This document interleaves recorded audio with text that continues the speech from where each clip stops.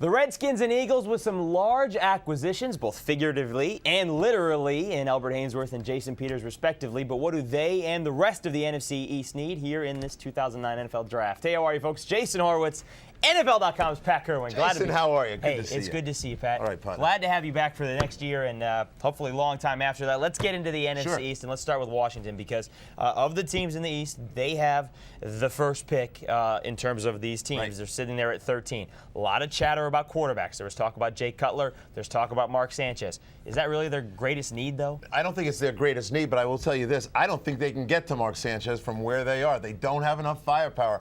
All I'm hearing about Sanchez, top 5 pick right now, and maybe even higher than that as he finishes up a workout with Denver today. What does Washington really need to do? They need to get a defensive end opposite Andre Carter. Everett Brown should be sitting there. Aaron Maben should be sitting there. That should be their first attention. And the other thing you're thinking about is a right tackle. But I think the run on tackles is going to happen before them, and I don't think they're going to settle for Britton, the kid from Arizona, at that point. What about defensively? Obviously, they go out and get Albert Haynesworth. What about on the other part of the defensive side, maybe in the secondary, maybe at the linebacker spot? They need to get a linebacker here because they gave up on one of their linebackers. So if they could find a hybrid player, I've already talked about Brown and Maben. There are two guys that could stand up. The 34 teams have already determined they could play outside linebacker. Why not take them, train them to be in a 4-3 defense as your Sam linebacker, and then let them put their hand on the ground on third down and rush the passer 2 for 1. All right, you said the Redskins need a tackle. How about the Eagles?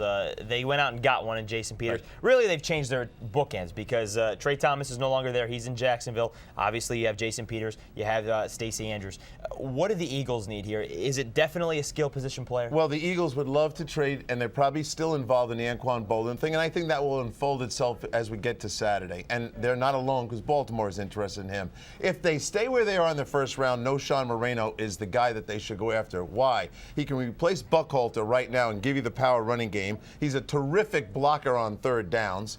And he's the ultimate replacement for Westbrook when he retires. So if you stay where you are, you take Moreno. If you decide to move and get Bolden, you're going to need the 21 pick. And there's enough depth at running back that they could be thinking that way and grab a running back in the second round. You love the second round for running backs. Well, listen, last year, if you take the first and the second round, there were 7 running backs taken. You go to the third round, you had Kevin Smith, Steve Slayton. You go to the 5th round, you had Tim Hightower.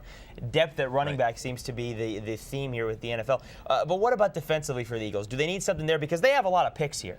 Well, they could go get themselves a safety, and I think they would get a young safety. They're very complicated fire zone blitz scheme. You can't throw these kids on the field too early. You look at their young linebackers. All of them sat around for a year trying to learn this defense. Probably time to take a young safety. All right, well, what about the Giants here? Because that, you talked about Anquan Boldin with the Eagles. They could be involved possibly in another wide receiver. Maybe it's Braylon Edwards. Maybe they're still involved in Anquan Boldin. If not, where do they go when they're sitting right there at the Giants have 4 picks in the top 100, so they can do a lot, and they're a very good football team. They're going after a wide receiver, whether it's one of those veterans in a trade, and that's about the compensation package, or they're going to take one where they are. Now, where they sit, the way this has helped, and I think the signing of Torrey Holt in Jacksonville is going to help push receivers down towards the Giants. And if they saw a trade for Bolden go before them, that would help push another young receiver down. I know they like Hakeem Nicks. They've been down in North Carolina. He's a terrific player. He's one guy that can run all the routes and handle stuff. He's like Bolden after the catch. And then all of a sudden, we have Kenny Britt, too, the local kid. They could fall back if they had to. Yeah, kid from Rutgers who's got some speed. He's got some size as well at 6'3".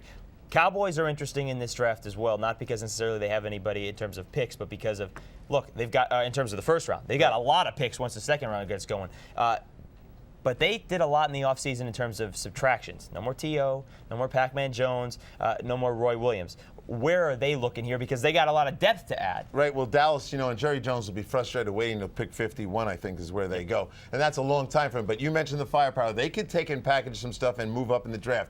Couple things they got to do. I'd love to see him get an offensive guard. Duke Robinson, the kid out of Oklahoma, could plug right in and be a player for them.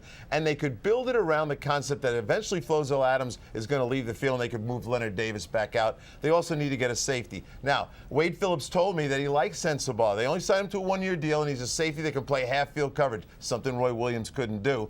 But they're going to probably take a safety. Louis Delmas, the kid out of Western Michigan, someone who can play half-field so they don't get caught by these tight ends in the NFC East. All right, no picks in the first round, no picks in the top 50, but 11 in the draft, so maybe they do move up. We'll see how it all plays out. For more on the NFC East or any other division, be sure to stay with CBSSports.com. For Pat Kirwan, I'm Jason Horowitz. Take care, folks.